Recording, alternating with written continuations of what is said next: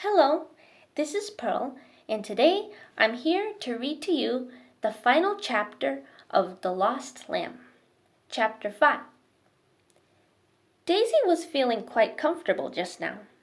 She was very much at home with the gentleman, and she was pleased to think she had been able to do him a good turn by telling him all about the Good Shepherd. The ice cream and cakes, too, were very nice, and now she was about to try the peaches.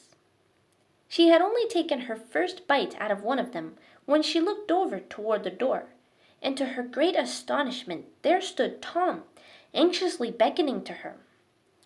I am almost ashamed to tell you that Daisy was sorry, instead of being glad, to see her brother. She turned her head away uneasily, determined to appear not to notice him. But it would not do, and she found herself every now and then throwing sly glances toward the door, where Tom still stood, doing his best to get her to come out to him. It may seem strange to you that Thomas Delafield, who was almost a man, and stood at the top of nearly every class in his school, should be very shy of strangers.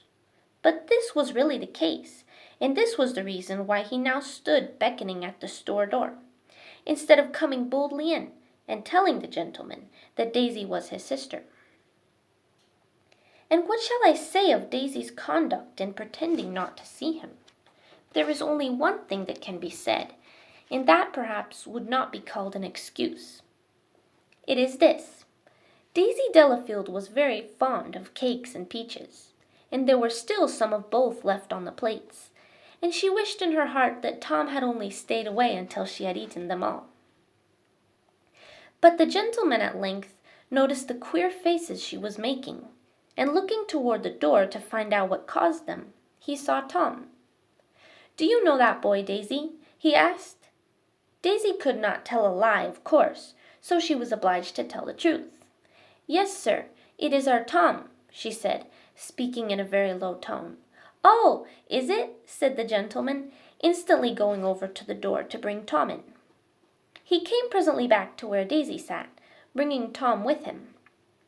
"Come, Daisy," said her brother, "I am very glad to have found you, but we must hurry home or mother will be frightened." Daisy looked longingly at the cakes and peaches.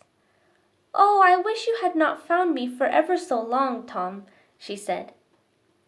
The gentleman smiled and left them to say something to a young girl who stood behind the counter.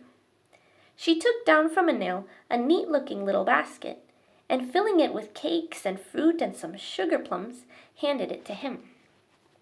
He came back with it to Daisy, and said, "Here, my dear little Daisy, is a basket for you. You may keep the basket when you have finished eating what is in it, and perhaps it may help to remind you of the pleasant hour we have spent here this morning." Then, turning to Thomas, he invited him to sit down and have some ice cream and cakes, but Thomas would not wait to eat anything.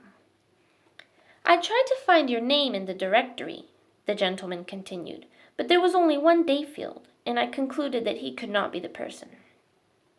"Our name is not Dayfield, but Delafield," replied Thomas. "My father is a broker, and I know his name is in the directory, for I have seen it there." The strange gentleman was so very gentle in his manners that even Thomas forgot his shyness and spoke out boldly. "Delafield!" the gentleman exclaimed. "Is it possible? Why, I am very well acquainted with your father in a business way, and have often been at his office. I thought this little girl told me that her name was Dayfield." "No, sir," Daisy answered. "I said—" Here she tried to say the name very distinctly, but it did not sound any more like Delafield than it had done the first time. "I see," said the gentleman very politely. "I did not understand you, and it was my mistake. But for fear of any further mistakes between us, I will give you my name in writing." Here he took a card from his pocket and handed it to Thomas, saying, "Show this to your father, and tell him that his little daughter has afforded me a very pleasant and profitable hour that I shall not soon forget. She has given me very good advice." Daisy was pleased to hear the gentleman say these things of her. He had used different words from what she would have done, but she understood their meaning on the whole very well. I do not think that any face could have looked much happier than did Daisy Delafield's when she bade the gentleman good-bye, and thanked him over and over again for the basket of fruit, which she carried so carefully. "Good-bye," said the gentleman, "and I hope that we shall meet again very soon." After a while, when Daisy and her brother were on their way home, Thomas took out the card and read the name, Henry Lawrence, Jr. He had heard of Mr. Henry Lawrence, Jr. before, he told Daisy. Mrs. Delafield was very glad to see her son and daughter once more, for she had grown quite anxious about them. When Daisy was telling her story, she felt very uncomfortable in being obliged to say that the way in which she got lost was through disobeying her mother and running after a monkey, instead of keeping near to her brother.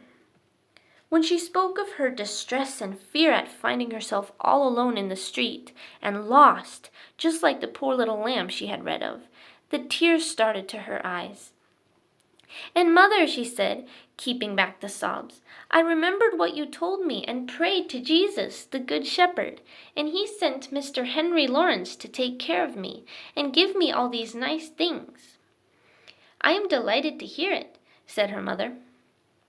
Then Daisy went on to tell all about the handsome confectionery store and Mr. Lawrence in the directory.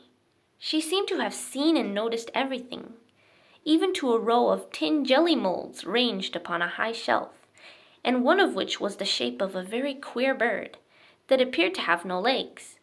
Daisy had never seen anything like it in life. "My dear child," said Mrs. Delafield when she had finished, "you must ask God to help you to be more obedient to your mother in the future.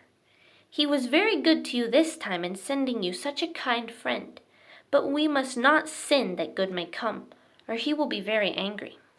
If you should get lost again through disobedience as you were today, it will show that you were not truly sorry for having done wrong. Your hymn says, 'Repentance is to leave the sins we loved before, and show that we in earnest grieve by doing so no more.' It is not every little lost girl who falls into such good hands, and another time you might not fare so well." "I did not wish to do wrong, mother," said Daisy, "and get lost again, even if I should get cakes and ice cream and peaches. It is a dreadful thing to be lost, and I think I can pity the poor little lost lamb more now than ever I did." Thank you for listening. I hope that you have enjoyed this reading.